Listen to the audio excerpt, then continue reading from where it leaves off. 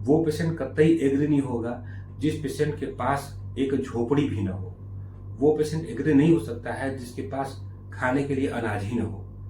वो patient agree बिल्कुल नहीं हो सकता है मेरे बातों से कि जिसके पास में बिल्कुल पैसा ही ना हो। जिसके पास कुछ नहीं है उनके लिए तो बहुत कुछ मिल गया यहाँ पे।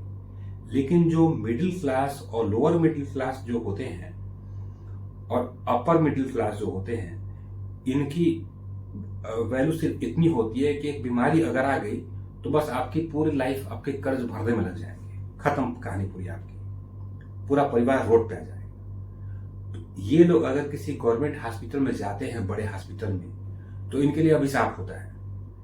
क्योंकि इनको न तो सही सुविधा मिल पाती है, न तो सही व्यवहार इनके साथ में होता है, न तो इनके पास इंफॉर्मेशन होता है, लेकिन सामने वाला बताने से इनकार कर देगा आपको। पेशेंट को क्या हुआ है, कब तक ठीक होगा, क्या दवाई दे रहे हैं, क्यों दे रहे हैं, ठीक, कब टेस्ट होगा। ये सब जब क्वेश्चन उसके अटेंडेंट करते हैं डॉक्टरों से या उनके जो कर्मचारी होते हैं, तो बिल्कुल बौखला जाते हैं, जवाब नहीं दे पाते हैं। क्यों?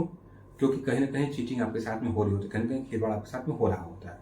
हर हॉस्पिटल, गवर्नमेंट वाला भी मोस्टली दवाई बाहर से लिख देता है। बहुत हॉस्पिटल बाहर से टेस्ट आपके करवा देते हैं। यहाँ सिर्फ चलती किसकी है?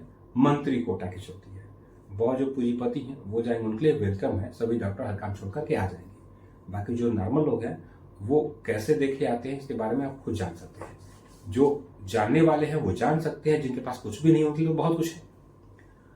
अब प्राइवेट हॉस्पिटल के जो मैं आपके स्कैम के बारे में बता रहा हूँ, इसमें कई चीजें हैं। जब कब आप पेशेंट हैं, पैसा आप देंगे, जब आप पैसा नहीं देंगे तो यह हॉस्पिटल आपके रोगी को हाथ पकड़ के बाहर फेंक देगा। अगर आपके पास में कोई हेल्थ इंश्योरेंस है, आयुष्मान कार्ड है, या आप ये समझते हो कि आपके पास में ईएसआई वगैरह कार्ड बने हुए हैं, इसके अलावा आप सोचते हैं कि आपके पास बीपीएल कार्ड है, या आप ये सोचते हो कि आपकी तनख्वाह जो है 50,000, 1 लाख, 1.5 लाख, 2 लाख रुपए है, तो ये वीडियो आपके लिए बहुत जरूरी है। जरूरी किसके, मैं आपको वही बता रहा हूँ।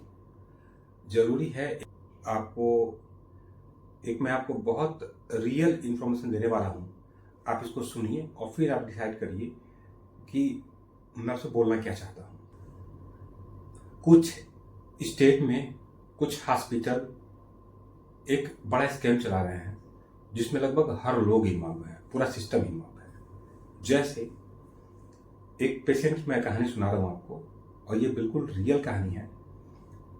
पेशेंट के पास आयुष्मान कार्ड भी है, पेशेंट के पास में हेल्थ इंश्योरेंस भी है।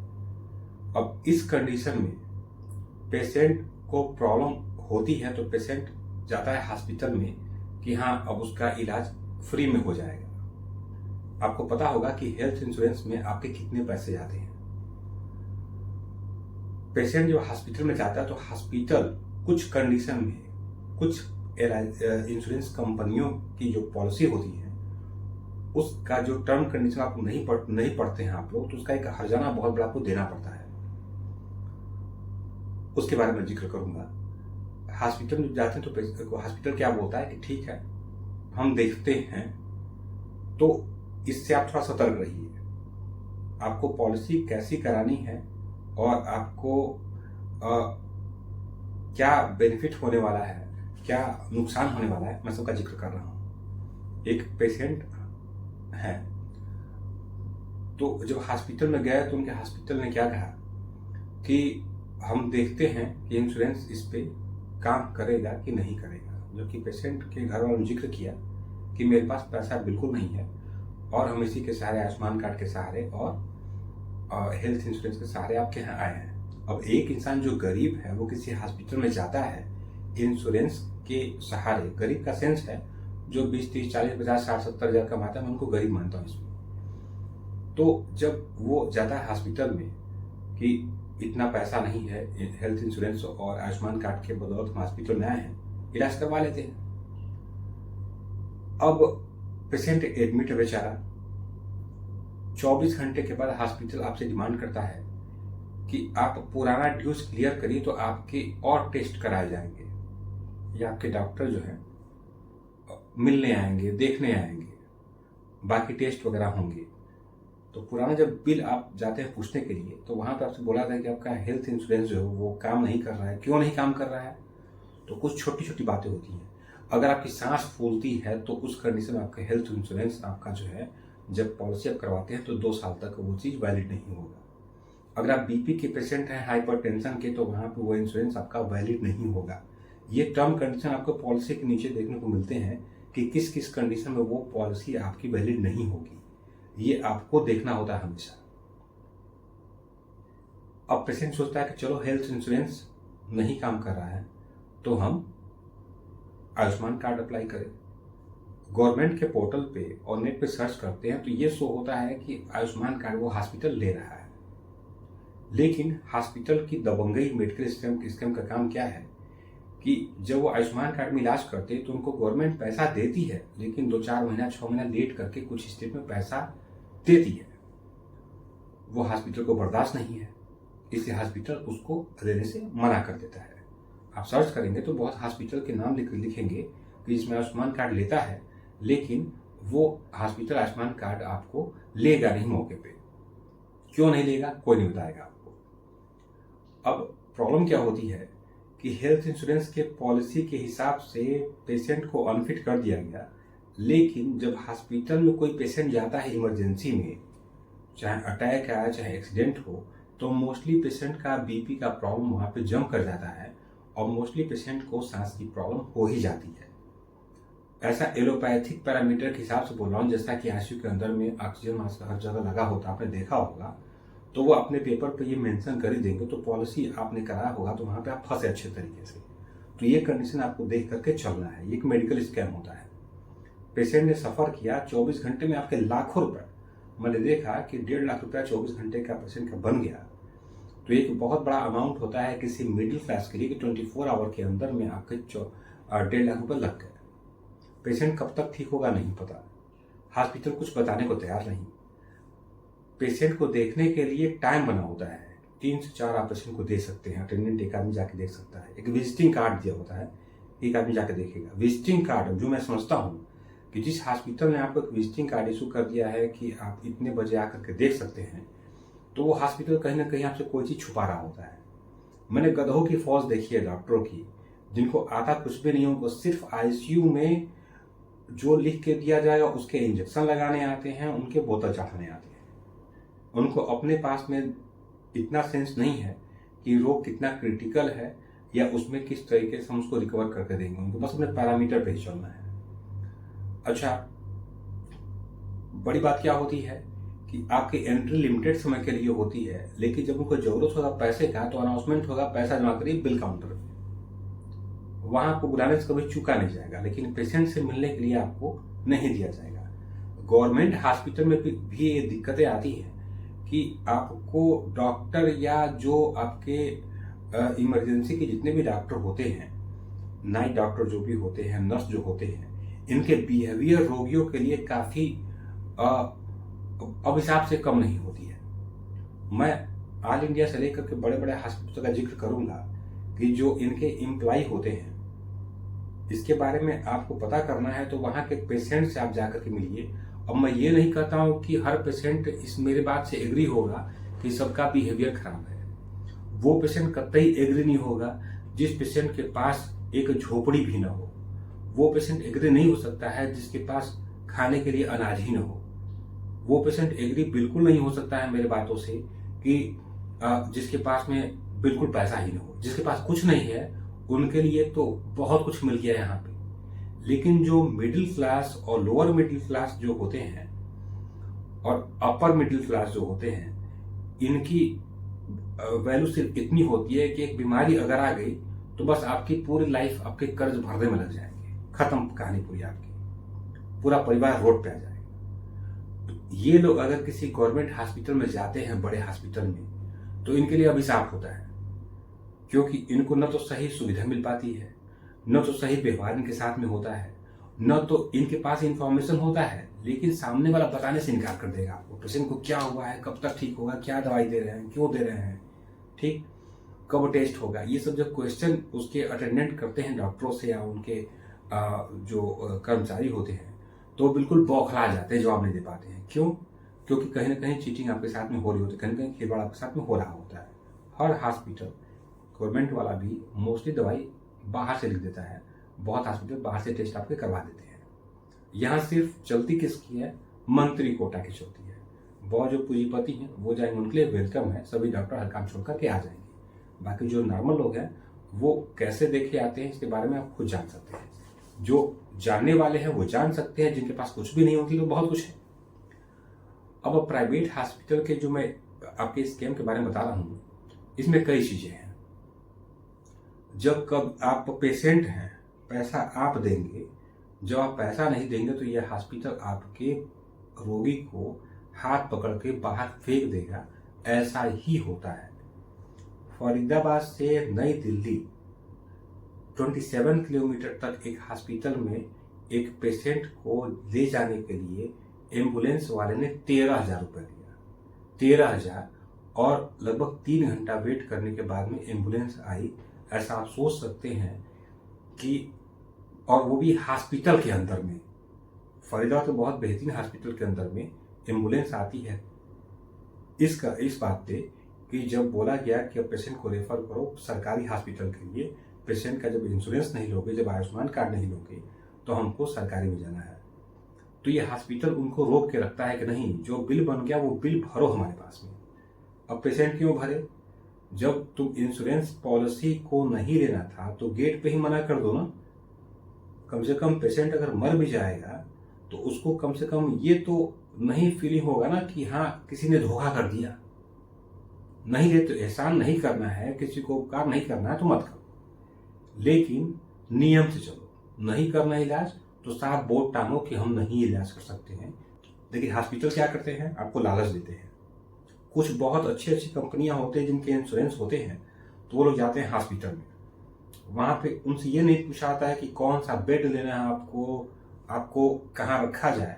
आजकल हॉस्पिटल होटल है ना, इंश्योरेंस वालों के लिए सबसे जो कीमती जो बेड होते हैं, जो सर्विस होती है प्राइवेट सर्विस, वो बिना कुछ कहे वो हॉस्पिटल दे देता है। सबकी लिमिट होती है। आयुष्मान कार्ड वाले में जितने भी हॉस्पिटल रजिस्टर्ड हैं, मोस्टली आपके वो हॉस्पिटल रजिस्टर्ड है पूरे हिंदुस्तान के अंदर, जहां तक मैंने देखा कि ये हॉस्पिटल पेशेंट को देखते तो हैं लेकिन क्रिटिकल केस में आपके केस को बिगाड़ करके छोड़ देते हैं। आप नाम गिनेंगे ले करके अपने जिले भर के हॉस्पिटलों का, तो इसमें वो हॉस्पिटल के सभी हॉस्पिटल आएंगे जो हॉस्पिटल केस बिगाड़ने में अव्वल है। तो एक बहुत बड़ा स्कैम होता है। हेल्थ इंश्योरेंस कंपनियां, सोचिए ये धंधा क्या होता है। हेल्थ इंश्योरेंस कंपनियां, आप अगर इंश्योरेंस कराने जाएंगे तो नॉर्मली इंश्योरेंस हस्बैंड वाइफ का या 2 बच्चों का मिला कराएंगे तो हस्बैंड वाइफ 2 लोग के कम से कम तो मेरे ख्याल से 17-18 हज़ार रुपये का इंश्योरेंस होता है, 5 लाख रुपए के आसपास में। और बाकी अगर 4 लोग का है तो 25, 26, 27, 28 हज़ार रुपये के आसपास होगा। ये धीरे धीरे करके वैल्यू बढ़ती रहती है।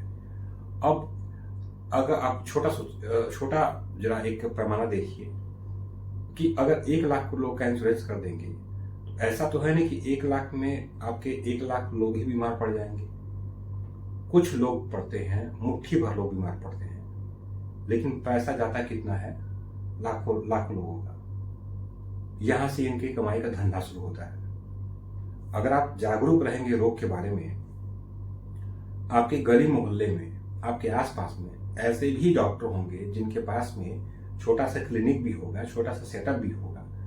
तो ऐसे बहुत डॉक्टर को आपने देखा होगा जो कि आपको इजीली इलाज कर देंगे। अभी भी हिंदुस्तान के अंदर में ऐसे प्राथमिक स्वास्थ्य केंद्र पड़े हुए हैं, ऐसे बहुत हैं, जहां पे आपको मुफ्त में इलाज होता है और बड़े हॉस्पिटल के तुलना में ईमानदारी से इलाज होगा और तुरंत सर्विस मिल जाती है आपको, क्योंकि यहाँ पे लोकल सभी लोग का परिचय होता है, तो यहाँ पे चीटिंग नहीं हो पाती है। ऐसा मैंने बहुत देखा है। जो डिस्ट्रिक्ट हॉस्पिटल होते हैं, शहर के जो आपके जो डिस्ट्रिक्ट हॉस्पिटल होते हैं, लगभग वहाँ पे सभी लोगों के कहीं ना कहीं पे परिचय लग जाते हैं। डॉक्टर से परिचय या मैनेजमेंट से परिचय कहीं ना कहीं लग जाते हैं, और कम से कम कुछ घंटे में आप उनसे मिल करके पर्सनली अपना इलाज करवा सकते हैं। तो वहाँ पे मैं समझता हूँ कि आपके लिए बेटर होता है। लेकिन किसी दूर दराज गाँव से उठ करके किसी बड़े शहर में जाकर जब आप इलाज कराते हैं, जहाँ पे आपका परिचय नहीं होता है, जहाँ पे कहीं से अप्रोच नहीं कर सकते हैं आप, तो वहाँ पे आपको जानकारी होते हुए, प्राइवेट हॉस्पिटल है तो या सरकारी हॉस्पिटल है, तो आपको जानकारी होते हुए भी वो आपको अपने पैरामीटर पर लेकर के चलते हैं और आपका पैसा लूटने का केवल काम करते हैं। ऐसा मैंने देखा है। तो मैंने देखा कि इंश्योरेंस होते हुए लोगों को किस तरीके से इंश्योरेंस पॉलिसी का बेनिफिट नहीं दिया जाता है, आयुष्मान कार्ड का बेनिफिट नहीं दिया जाता है, तो ये एक चीटिंग की बात होती है। मैंने ऐसे बहुत डॉक्टरों को भी देखा है जिन्होंने अपने यहाँ साफ साफ लिखवा रखा है बड़े अक्षरों में कि हर बार आएंगे तो आपको 500, 700, 1000 रुपये की फीस आपको देना पड़ेगा। तो कम से कम इस बात पर तो सहूलियत है ना कि उसने कॉन्सेप्ट क्लियर कर रखा है कि भैया आओ या मत आओ, लेकिन आप जाइए अपना इलाज कराइए। हाँ ठीक है, आपका इंश्योरेंस देखते हैं और बाद में आपको 1.5-2 लाख का बिल पकड़ा दिया जाए। तो जिसके यहाँ 2-4 लोग अगर काम करने वाले हैं, प्राइवेट सेक्टर का आजकल बहुत ज़्यादा एक तरीके से ट्रेंड है, लोगों को जॉब प्राइवेट सेक्टर में ज़्यादा हैं। कोई 20-30 हज़ार 40 हज़ार रुपये कमा रहा है, घर में 3-4 लोग हैं, तो उनके खर्चे भी तो उतने होते हैं ना। ऐसा तो नहीं है ना कि आप 50,000 कमाते तो 50,000 बचा हर महीने का। मैं तो ये समझता हूँ कि आदमी जितना भी कमाता है उतना उसका यूजेज होता है, उस लायक उसकी सोसाइटी होती है, उस लायक उसका वर्क होता है। तो ये हॉस्पिटल आपको एक लंबा खासा बिल पकड़ा देता है जहाँ पे आप दिवालिया हो जाते हैं।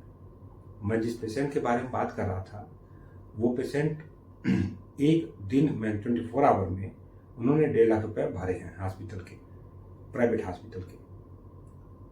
और अगर वहाँ रुके होते, इंश्योरेंस काम किया होता, तो उनका इंश्योरेंस पॉलिसी भी एक्सपायर हो गई होती, 5 लाख उनके खत्म हो गए होते।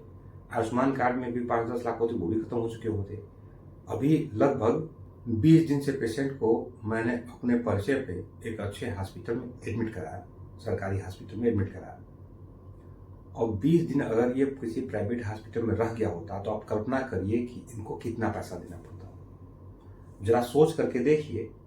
और जिस चीज़ में मैंने बहुत अच्छे खासे लोग का परिचय लगा करके रेफरेंस करके एक बहुत ही हिंदुस्तान के नामी हॉस्पिटल में एडमिट कराया पेशेंट को, सिर्फ इसलिए क्योंकि पेशेंट न तो बोलने के कंडीशन में था, न तो उसका ब्रेन होश में था, न तो उसका बीपी जो है कंट्रोल में था, न तो पीने के चक्कर में था, न तो खाने के चक्कर में था। पेशेंट कोमा में था।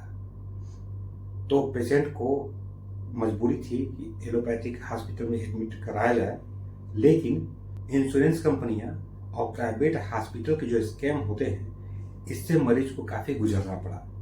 तो मैं आपसे यही कहूँगा कि इंश्योरेंस जो आप कराते हैं बार बार, हेल्थ इंश्योरेंस, ये एक महंगा प्रोसीजर है, इससे आप बचिए। अगर आपके बीपीएल कार्ड हैं जो गरीबी रेखा से नीचे हैं, ठीक है, ईएसआई हैं तो ठीक है, जरूरी बेसिक सुविधाएं आपको इस पे थोड़ा सा धक्का मुक्की खा करके मिल जाती है। नहीं तो आप क्या करिए कि आपके पास आयुष्मान कार्ड बनवा लेंगे तो छोटे मोटे हॉस्पिटल में जो छोटी मोटी डेंगू, मलेरिया, टाइफाइड, छोटा मोटा फ्रैक्चर वगैरह जो होता है, उसमें आपको छोटे मोटे हॉस्पिटल आपको रोक लेते हैं। इनकी लिमिट यही होती है, बड़े बीमारी में काम नहीं आते। जब बड़ी बीमारी होती तो लोग कहाँ भागते हैं? दिल्ली की तरफ में मोस्टली पब्लिक भागती है, किसी मेडिकल कॉलेज में भागती है। पूरे हिंदुस्तान में लोग भागते हैं मेडिकल कॉलेज की तरफ में या दिल्ली की तरफ में। मैं इसी तरफ में हूँ तो इसी तरफ के बात ज़्यादा करता हूँ आपको। तो यहाँ के मोस्टली जो हॉस्पिटल आपके हैं वो गवर्नमेंटेड है। थोड़ा सा तकलीफ होता है आपको एडमिट यहाँ पे पेशेंट को करवाने में, लेकिन एक फ़ायदा आपका ये होता है कि 5 पैसे आपके नहीं लगते हैं और इनका ट्रीटमेंट दुनिया के बेहतर मेडिकल पैटर्न पे आपका होता है। हाँ, लापरवाहियाँ तो होती हैं, लेकिन अगर आप एक्टिव रहेंगे, अगर आप वहाँ पे अच्छे से देख रेख करेंगे पेशेंट का, आप डॉक्टर के टच में रहेंगे, जानकारी है तो क्रॉस क्वेश्चनिंग अगर आप करेंगे तो आपके साथ में कोई भी लापरवाही नहीं हो पाती है। तो जो आप पैसे खर्च करते हैं बार बार हेल्थ इंश्योरेंस के, बहुत लोग खर्च करते हैं, 10 साल 20 साल खर्च किए, कोई न तो कोई प्रॉब्लम न कुछ, बेवजह पड़े हुए हैं। तो जब बड़ी बीमारी में आपको भागना है मेडिकल कॉलेज की तरफ में, बड़ी बीमारी में भागना है आपको दिल्ली के बड़े अस्पतालों की तरफ में, वो तो पूरे फ्री है, सरकार ने वहाँ सुविधा दे रखा है। लेकिन जो बीच के लोग हैं इन्होंने ब्रोकरिंग कर दिया यहाँ पे। अगर जानकारी रहेगी, सही पकड़ रहेगा आपका, तो वहाँ पेशेंट की लाइफ आपकी बच जाएगी। तो इस इंश्योरेंस वाले चक्कर से जरा सा आप बचिए, ये कुछ देने वाला है नहीं आपको। हाँ, आप टर्म इंश्योरेंस कराते हो तो ठीक है, चलिए रिस्क कवर आपको लेके चला, वो अलग बात है। लेकिन इलाज को लेकर के इंश्योरेंस कराना मेरे मायने में वो ठीक नहीं है। आप सरकार के कुछ पैरामीटर पे आप भरोसा कर सकते हैं हॉस्पिटल पे, जो कि दुनिया में बेहतर हेल्थ सुविधाओं के लिए माने जाते हैं और वाकई में काबिल तारीफ हैं। बहुत लोगों को बिल्कुल उजड़ते हुए पैटर्न से मैंने बचाया। लोगों के कई कई लाखों रुपए बच गए सिर्फ सही तरीके से, सही अप्रोच की वजह से। तो इंश्योरेंस के चक्कर में आप न फंसें। कोशिश करें कि जब कोई बीमारी हो तो छोटे मोटे जो बेनिफिट आपके ईएसआई से या आपके बीपीएल कार्ड से या आपको आयुष्मान कार्ड से जो मिलते हैं वो आप ले लीजिए। इसके अलावा जो बड़े हॉस्पिटल हैं जो सरकार के हैं, आप वहाँ पे अपना अप्रोच बनाइए, आप वहाँ से अपना इलाज कराइए बड़ी बीमारी पे। तो कम से कम आपके जो पूरे परिवार का एक जमा पूंजी है वो ख़त्म नहीं होगा, आपका परिवार रोड पे आने से बच जाएगा। नहीं तो कैंसर हो किसी को किडनी की प्रॉब्लम हो, किसी को पैरालिसिस की प्रॉब्लम हो, ब्रेन स्ट्रोक की प्रॉब्लम हो, कोई भी बड़ी बीमारी हो, तो इस बीमारी में आप जब किसी प्राइवेट हॉस्पिटल में जाते हैं तो वहाँ पे आपका हर हेल्थ इंश्योरेंस जो है तुरंत खत्म हो जाएगा। तो आपको कोई बेनिफिट नहीं है इस चीज़ का। बड़ी बीमारी हुई, हेल्थ इंश्योरेंस जितना बड़ा हॉस्पिटल उसकी उतनी बड़ी लिमिट, वो पूरा इंश्योरेंस खाली करने की क्षमता रखता है। तो थोड़ा सा समझदार बनिए, अपना पैसा बचाइए और एक सिस्टम को समझिए कि आपको कैसे कैसे अपना इलाज करना है। समय समय पर मैं आप लोग को गाइड करते रहूँगा। हो सकता है कि आप लोग कुछ इसमें से सही चीज़ को समझ ना पाए हों या कुछ कन्फ्यूजन हो, तो कोई मैं पढ़ के तो बता नहीं रहा हूँ आपको, जो चीज़ मन में आता है वो बोल देता हूँ। समझने का कोशिश करिए। अगर कोई इन्फॉर्मेशन आपको चाहिए तो आप हमारे यहाँ मेल करिए, व्हाट्सअप करिए, आपको जानकारी दे दी जाएगी। Thank you.